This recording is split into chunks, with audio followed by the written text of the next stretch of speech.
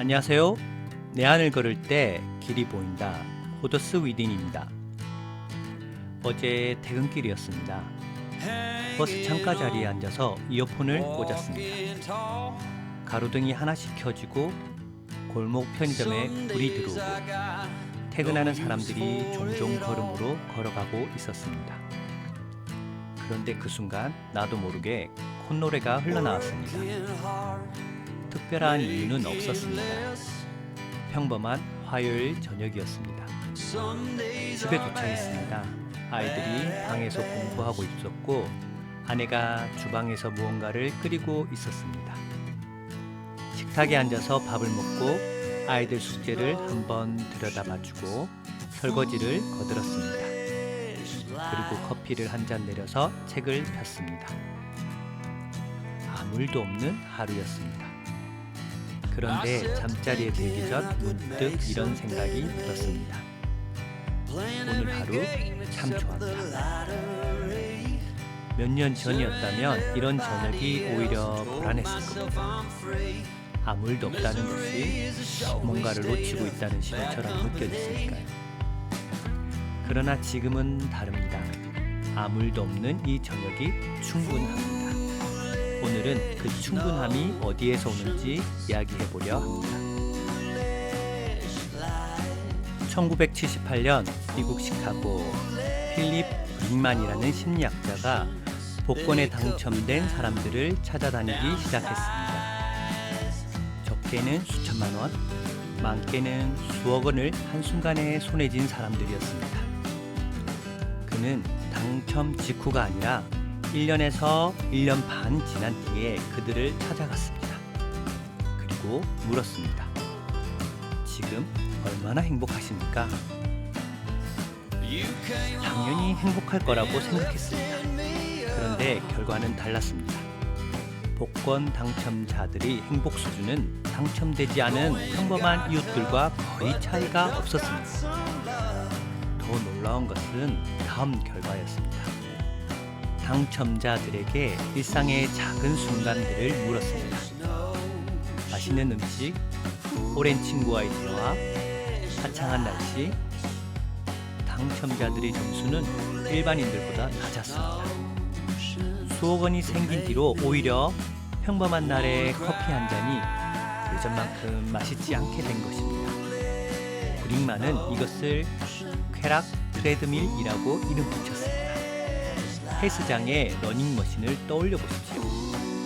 아무리 빠르게 달려도 앞으로 나아가지 않습니다.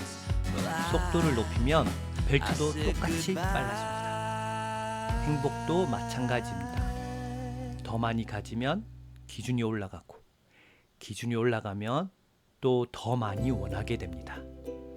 아무리 달려도 제자리입니다. 이 연구가 발표됐을 때 심리학계는 술렁이었습니다.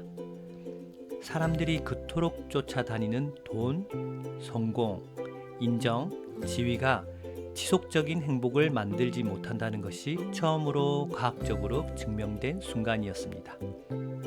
그리고 이 트레드밀이 가장 선명하게 보이는 곳이 있습니다.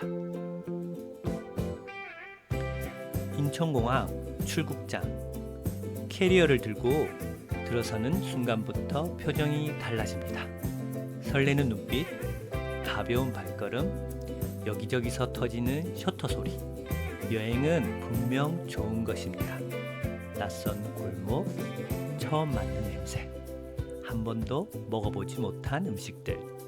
그런데 어느 순간부터 여행의 모양이 좀 달라졌습니다.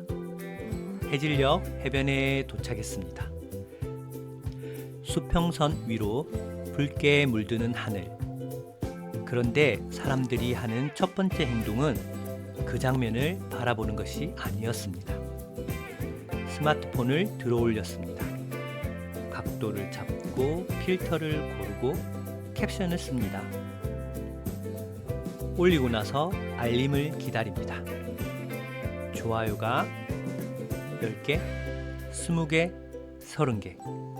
그 숫자를 확인하는 동안 석양은 이미 저물어 있었습니다. 좋아요 알림이 울릴 때 우리 뇌에서는 도파민이 분비됩니다. 그런데 도파민은 행복 호르몬이 아닙니다. 다음 것을 더 원하게 만드는 호르몬입니다. 좋아요 10개가 달리면 20개를 원하게 됩니다. 20개가 달리면 50개를 원하게 됩니다. 결국 발리의 석양 앞에 서 있으면서도 마음은 서울 어딘가에서 화면을 보고 있는 누군가의 반응을 기다리고 있습니다. 몸은 거기 있지만 내가 거기 없다는 겁니다. 영성 작가 에크하르트 톨레는 그의 책 지금 이 순간을 살아라에서 이렇게 말했습니다. 지금 이 자리에 없는 사람은 어디를 가도 거기 없다고. 내 안에 현재가 없는 사람은 파리에 가도 발리에 가도 프라하에 가도 결국 자신을 데리고 다니는 것뿐이라고 했습니다. 그래서 돌아오는 비행기 안에서는 우울이 시작됩니다. 창밖은 구름뿐이고 기내식 트레이를 내려다보면서 문득 이런 생각이 찾아옵니다. 다음엔 어디를 가야 하지? 일상으로 돌아오는 순간 스트레스는 여행 전보다 더 커져 있습니다. 여행이 문제를 해결한 게 아니라 잠시 미뤄둔 것뿐이기 때문입니다. 내가 있는 곳에서 충분함을 찾지 못한 사람은 어디를 가도 그 충분함을 찾을 수 없습니다. 트레드밀은 공항에서도 돌아가고 있었습니다. 그렇다면 충분함은 어디에서 오는 걸까요? 심리학자 소냐 루보머스키는 이 질문 하나에 18년을 바쳤습니다. 수십만 명의 데이터를 분석해서 행복을 결정하는 요인들을 하나씩 측정했습니다. 연봉, 집의 크기, 직업의 지위, 외모, 건강. 결과는 놀라웠습니다. 이 모든 환경적 조건들을 다 합쳐도 행복의 차이를 겨우 15%밖에 설명하지 못했습니다. 15%? 우리가 평생 바쳐 쫓아다니는 것들이 고작 15%였습니다. 나머지 40%는 루보머스키가 의도적 활동이라고 부르는 것에서 왔습니다. 거창한 것이 아닙니다. 내가 오늘 무엇에 주의를 기울이는가, 무엇을 소중하게 여기는가, 어떤 시선으로 하루를 바라본가. 환경이 아니라 내 안에서 오는 것이었습니다. 작가 린 트위스트는 책 돈의 영혼에서 이런 이야기를 합니다. 많은 사람들이 아침이 이렇게 시작된다. 눈을 뜨기도 전에 베개에 머리를 올려놓은 채로 이미 이런 생각이 시작된다고 말합니다. 잠을 충분히 못 잤다. 오늘도 시간이 부족하다. 아직 부족하다. 침대에서 일어나기도 전에 우리는 이미 부족한 사람이 되어 있습니다. 그런데 그 부족함이 사실인지는 아무도 확인하지 않았습니다. 그것은 습관이었습니다. 충분함도 결핍도 결국 내가 어디를 보느냐의 문제였습니다. 저는 부산의 한 대학병원에서 구강암암면 외과를 전공했습니다. 낮 시간은 외래와 수술실에서 흘러갔습니다. 아침과 저녁으로는 입원실을 돌아야 했습니다. 그리고 밤이 되면 응급실의 문이 열렸습니다. 외과 의사가 늘 부족한 도시가 부산입니다. 부산 곳곳에서 실려오는 환자들이 새벽 내내 끊이지 않았습니다. 당직실 침대에 누워 2-3시간만 지나면 다시 호출이 울렸습니다. 가운을 걸치고 복도를 걸어가는 발소리가 그 시절의 제 일상이었습니다. 수련을 마쳤습니다. 쉴 틈도 없이 개원을 하였습니다. 이번에는 다른 종류의 무게가 어깨에 얹혀졌습니다. 내 이름을 알려야 했고 환자들의 신뢰도 얻어야 했습니다. 평일과 주말의 경계가 사라져버렸습니다. 저녁 약속은 한 번에 하나로 끝나지 않았습니다. 같은 저녁에 2자리가 잡혀있는 날도 있었고 한쪽을 일찍 일어나 다른 쪽으로 옮겨가야 하는 날도 있었습니다.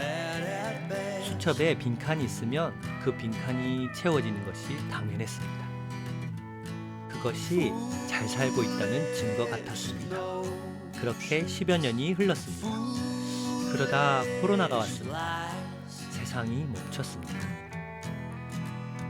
수첩의 모든 약속이 한 줄씩 사라지더니 어느 날 펼쳐보니 한 페이지가 통째로 비어 있었습니다. 그러다 어느 오후였습니다. 거실을 지나다 딸아이 방 앞에 멈춰 섰습니다. 문이 열려 있었고 책상 위에 공책 한 권이 놓여 있었습니다. 별 생각 없이 집어들었습니다. 어떤 그림이라도 그렸을라나? 페이지를 넘기던 손이 멈췄습니다.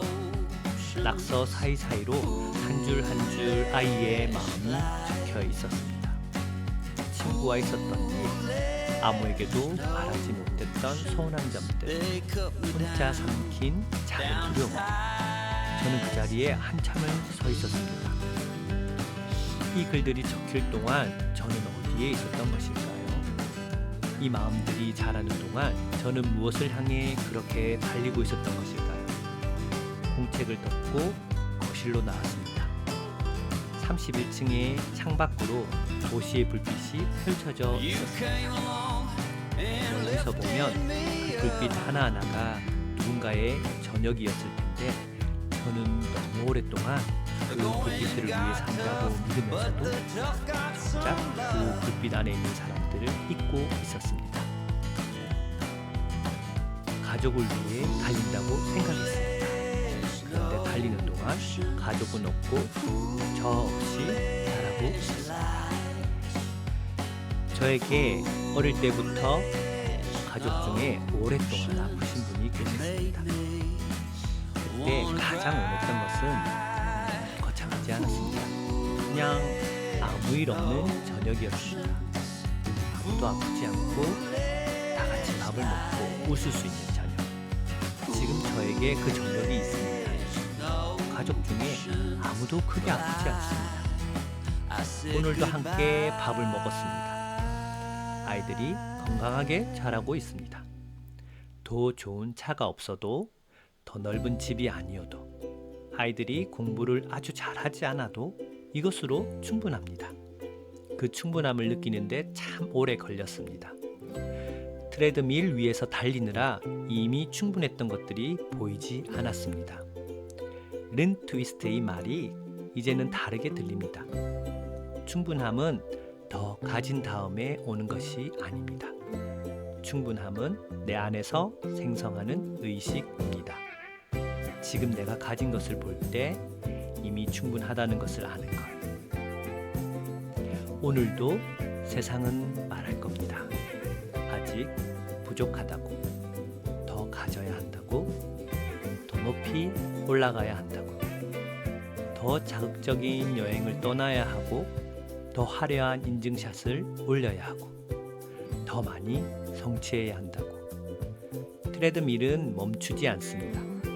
그런데 그 소음 속에서 잠깐 멈추고 이렇게 물어보십시오.